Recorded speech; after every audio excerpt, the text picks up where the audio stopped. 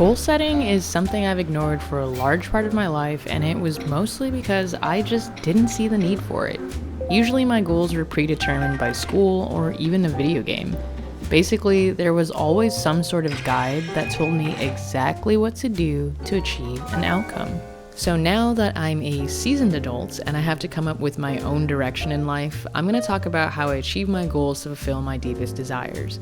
However, I have learned in this process that goal setting is actually like more than half the battle and can really determine your success with all this. So, in this video, I'm going to focus on just that, how to set solid goals. It took me a while to realize this, but knowing my values was absolutely key to goal setting. Like, if I had known this before, I never would have even attempted setting goals without being crystal freaking clear with my values first. So to spare you from disappointment and frustration, let me show you how I started defining my values. First, I used a long list of example values that you can get anywhere on the interwebs. I used this exercise provided to me by a secret source to be revealed in the future, and it's linked below.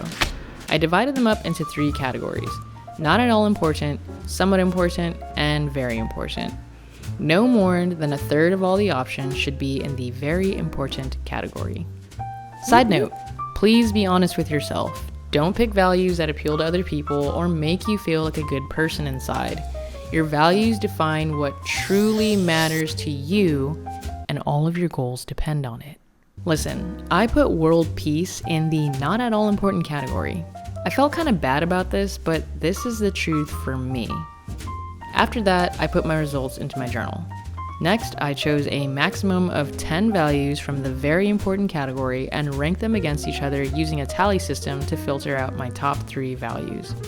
I ranked the first value against the second, the first against the third, and so on. Then I moved on to the second value and repeated the process until I had a top 3.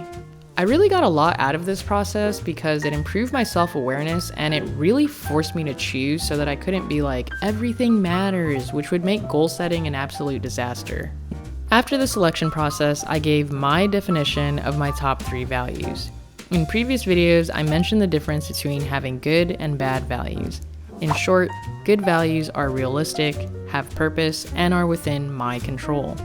Bad values are based on pure luck or fear, have no socially constructive purpose, and are out of my control. Creativity can be achieved internally. I can take control of my brain so that I can experience this right now to fulfill a purpose, a pretty good value. When I first started this YouTube channel, I valued fame, view counts, and the number of comments. You know, things that didn't really serve a meaningful purpose and were out of my control. Pretty bad values. Keep this in mind when you're defining your values because this is going to help you prioritize and influence the decisions you make to support your goals. Your values are your whys, your motivators, the purpose behind what you want.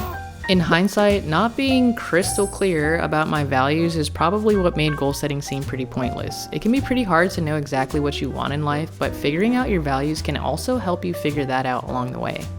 If I didn't know that creativity was a top value of mine, I probably wouldn't be selling original stickers or even making these YouTube videos. I probably would have worked myself into the ground with my day job instead, thinking that this was the only way I was going to achieve my goals. But just remember that your values can and will likely change with different stages in life, so don't feel pressured to get this ultra uber clear on the first go around. Plus, it's not a bad idea to come back and reevaluate your values. Alright, so I think I've made my point about values, so let's get to the fun part, writing your goals. So the first time I wrote out my goals this year, I put down whatever came to mind, whether it was paying off my student loans, being happy with my fitness, or buying a fancy new floor mop. Here are my very own suggested guidelines for your first draft of writing goals. Relate them to your values. Unless you skip the entire first portion of this video, this should be obvious why I'm suggesting this. Since one of my top 3 values is growth, then having a goal related to learning new editing techniques supports this, and bonus points if it can apply to more than one value. Try to stick to your top 3 values at first, and then relate it to your top 10 at the most. Don't be afraid of judgment, whether it's your own judgment or from other people. Be honest with what you really want to achieve, regardless of how off the wall it may be. These are your goals and your priorities.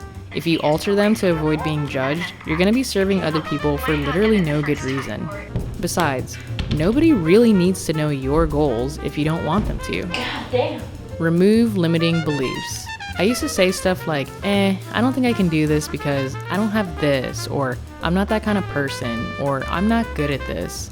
Okay. All of that stuff was probably true to an extent, but something that has helped me ignore this distracting noise was focusing on what I could have, who I want to be, and what I could improve on, rather than focusing on my limitations. Making changes to pursue goals is already challenging, so do yourself a favor and get out of your own way. Aim high. If it's not worth suffering for, it might not be worth doing at all.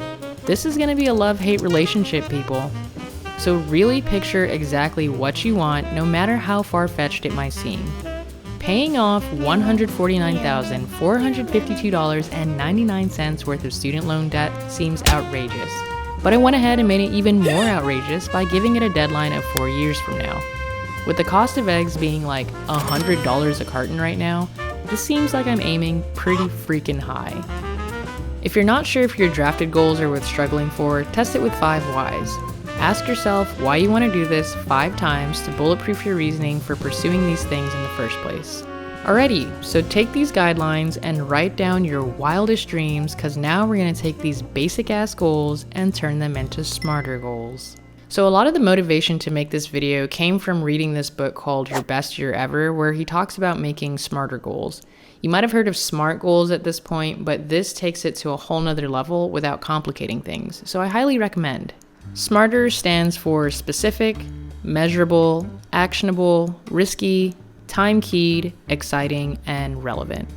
Let's transform this basic-ass goal into a smarter goal. So this new goal is definitely more specific. I can measure this by counting to 15. I can take action by moving my limbs with and against heavy objects. 15 is a number that makes this highly questionable/risky for me to achieve. I gave myself a deadline of a month. It's exciting because this will be the first time I've ever done something like this in my life, and it's relevant because it supports my values by fueling my creativity. This is an example of an achievement goal, but goals can also be set as habit goals. A habit goal uses the same elements as smarter goals, but they're focused on building a system rather than an outcome. Both are important and can complement each other. Try starting with 3 of each based off of the drafted goals from earlier. Okay, but let's be honest here. There's nothing more discouraging than setting a goal that you really thought you could achieve, only to find out that you bit off way more than you could chew. And something that I wish I considered sooner when I was setting goals was my capacity. So when I first started setting goals, I made the mistake of picking numbers basically out of thin air, or just picking numbers that sounded good. But what I should have done was picked a target goal and then worked backwards from there to see if I have the capacity to work towards this at a reasonable pace without feeling miserable or feeling like a failure. There's a difference between setting a goal that challenges you and then setting a goal that's going to wreck your physical and mental health. So to pay off $149,450.99 in the next 4 years, I'll have to pay $37,363.25 a year, which is $3,113.60 a month, not including interest. God damn. When I think about whatever it is I need to do to generate that sort of income, I need to make sure that I have the capacity to do that over the course of 4 years. But to be honest, as long as I stick to my values to create fun, meaningful goals that feed towards this humongous goal, the process doesn't have to seem impossible or even terrible. A big part of goal setting is to be flexible. As much as I'd like to stick to the plan with this goal, I might want to revise it 6 months from now to make it more or less ambitious, or keep it exactly the same. But I'll talk about revisiting goals in a future video. Look back at your goals and break down what you would have to do with your time and energy on a monthly, weekly, or daily basis. From there, come up with a realistic time frame or amount that challenges you but won't wreck you. With just the small amount of reps I've gotten in setting goals using these guidelines, I've gotten so much better at syncing goals with my deepest desires. I've also gotten better at gauging my time, my energy, and taking breaks and realizing when a goal is just no longer fulfilling its purpose. So take some time to work on some values, and then go ahead and write some goals, and feel free to leave one in the comments so I can root you on. Otherwise, hopefully by the time you go through this process, I'll have another video out on how I work towards achieving those goals. TTYL. Need them ones, I need them fives.